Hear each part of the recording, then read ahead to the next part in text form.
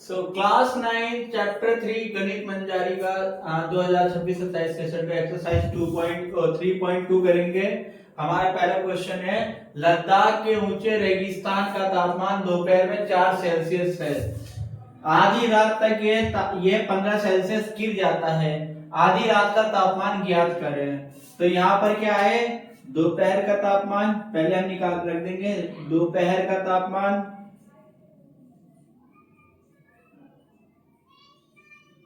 तो दोपहर का तापमान है यहाँ पर 4 सेल्सियस और कितना गिर जाता है,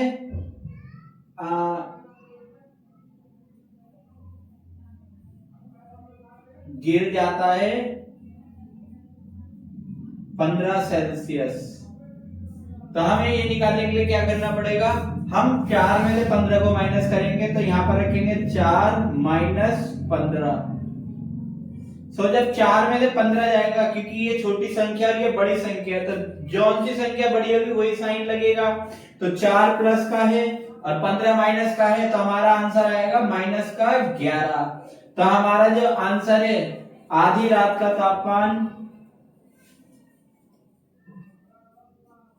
आधी रात का तापमान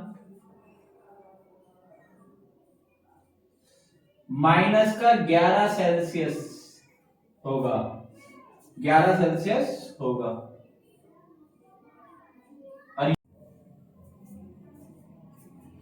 तो प्रश्न 2 में हमसे कहा गया, एक मसाला व्यापारी पर 850 का कर्ज है।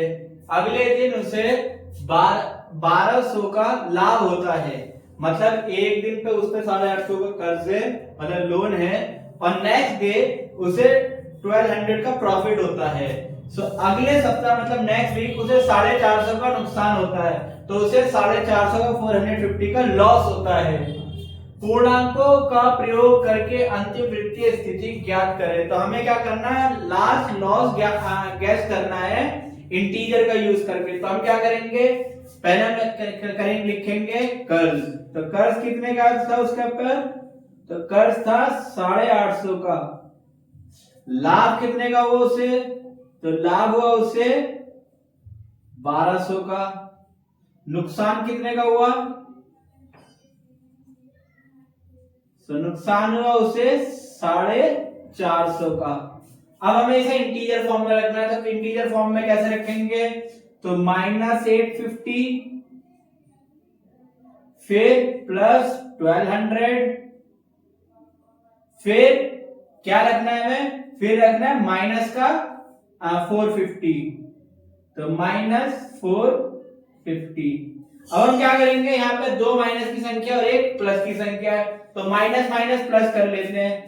तो माइनस माइनस प्लस करेंगे तो हम इस संख्या को यहाँ ले आते हैं 450, तो 0 का 0 आ जाएगा, 5 और 10 1 कैरी दे दिया, तो ये आ गया 9 और 4 13, तो ये 1300 हो गए। प्रॉफिट कितने का था, तो हम क्या करेंगे, 1200 में से माइनस करेंगे 1300। जब माइनस करेंगे तो हमारा बचेगा 1 माइनस का 100, और जो व्यापारी उसे घाटा कितने का हुआ, अब लिखेंगे व्यापारी पर बाकी कर्ज, उस पर जो बाकी कर्ज रिमेनिंग लोन जो है वो उस पर रह गया है माइनस का 100, और यही इसका आंसर है। तो इंटीजर फॉर्म में हम इस तरीके से रख सकते हैं इसे। पहले हमें लिखना होगा जो जो हमें दे रखा है। और तो क्वेश्चन 3 जो है हमारा, यहाँ पे कहा गया ब्रह्मगुप्त के नियमों का प्रयोग करके हल करना है। तो हमारे आगे 4 ऑप्शन दे रखे हैं, चारों को उनको ब्रह्मगुप्त के नियम से सॉल्व करके दिखाना है। तो पहला है माइनस का 12 मल्टीप्लाई बाय 5, तो माइनस का 12 मल्टीप्लाई बाय 5। अब एक तो है हमारा ऋणात्मक, सॉरी इसे हम बोल सकते हैं नेगेटिव मल्टीप्लाई पॉजिटिव। तो जब नेगेटिव को पॉजिटिव से मल्टीप्लाई करेंगे, मतलब नेगेटिव ये वाला है और ये है पॉजिटिव, तो हमारा जो रिजल्ट आएगा वो हमारा नेगेटिव ही आएगा।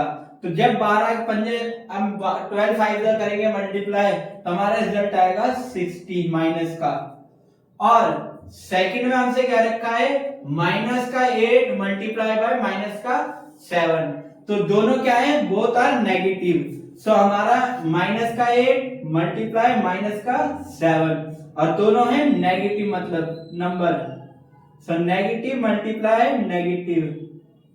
और जब हम ब्रह्मगुप्त का नियम कहते हैं जब हम किन्हीं दो नेगेटिव नंबर को आपस में गुणा करते हैं तो वो रिजल्ट हमारा पॉजिटिव देता है। तो यहाँ पर ये जो रिजल्ट दिया है इसको तो लिखेंगे नेगेटिव में है, ये नेगेटिव में है। और यहाँ जो करेंगे ये आएगा -56। ये जो नंबर आया है ये आएगा पॉजिटिव।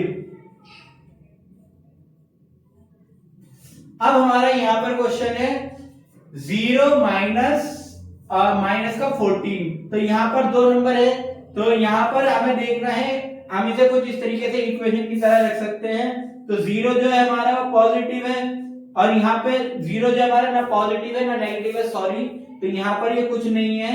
लेकिन जो हमारा 14 है वो माइनस का है, माइनस का 14। अब यहाँ पर इसके आगे कोई और संख्या नहीं है, हम इसे क्या करेंगे इक्वेशन की तरह उठाकर ले आएंगे इधर। तो 0 तो 0 ही रहेगा, 14 जब इधर उठकर आएगा तो वो प्लस का हो जाएगा। तो यहाँ पर ये क्या है माइनस माइनस भी प्लस होता है। तो यहाँ दो माइनस के साइन है और कोई नंबर नहीं है तो आप ऐसे भी मान सकते हैं। तो ये हमारा बन जाएगा पॉजिटिव। तो पॉजिटिव और यहां लिख सकते हैं ओनली 14 लिखना जरूरी नहीं है, 0 को ऐड करके लिखे। अब हमारा आखिरी है माइनस का 20 डिवाइडेड बाय 4। तो एक हमारा ये हमारा नेगेटिव है और ये हमारा पॉजिटिव है। तो जब हम पॉजिटिव से नेगेटिव को डिवाइड कर रहे हैं, भाग कर रहे हैं, तो हमारा रिजल्ट क्या आएगा हम वही देखेंगे। तो 4 के टेबल से जब 20 को डिवाइड करेंगे तो हमारा 5 आएगा। तो यहां पे पहले से लिख लेते हैं माइनस का 20 डिवाइडेड बाय 4।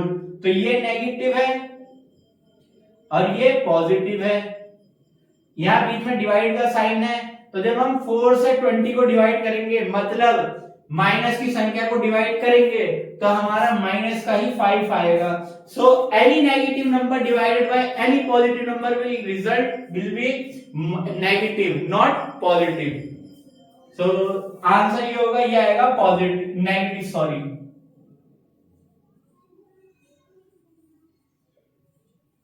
तो ये था क्वेश्चन नंबर 3 का। अब हम करेंगे क्वेश्चन नंबर 4।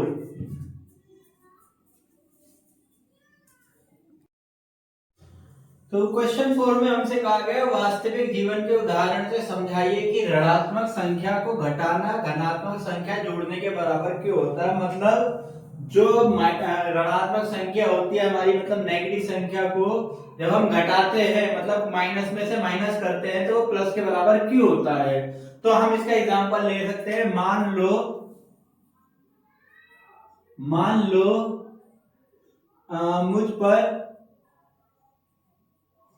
मुझ पर 5 रुपए का कर्ज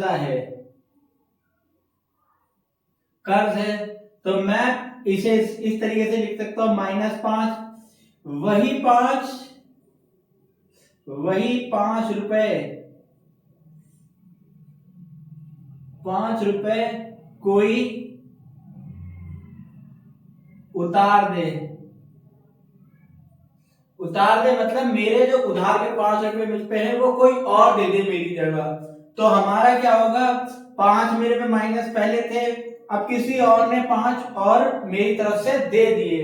तो ये क्या होगा, ये बनेगा माइनस माइनस प्लस बनेगा। तो मतलब दो नेगेटिव नंबर मिलाकर एक पॉजिटिव नंबर बन रहा है। तो जो इनका जोड़ जो बनेगा वो पॉजिटिव बनेगा। ऐसे ही अब क्या होगा, हमारा जो घटाना और जमा करना जो होता है वो दोनों बराबर ही होता है। अगर हम पर किसी का कर्ज है, मतलब अगर हम माइनस में हैं, जब तक वो प्लस में ना हो जाए वो संख्या, तब तक हमारे लिए वो वैल्यू 0 रहती है, चाहे हम वहां पर कितना ही बड़ा नंबर लिख ले। अगर हमारा नंबर माइनस में, लाइक मैंने किसी से 100 रुपीज का कर्ज लिया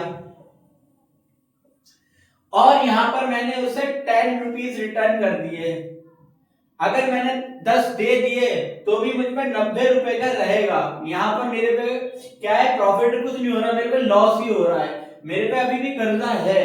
तो यहाँ पर जब मेरा वो कर्जा कोई और दे देगा 100 रुपीज, वही 100 कोई और दे देगा तो मेरे पे कितना होगा, 0 होगा। तो यहाँ पर क्या होगा, 100 माइनस 100 प्लस 0 आ जाएगा।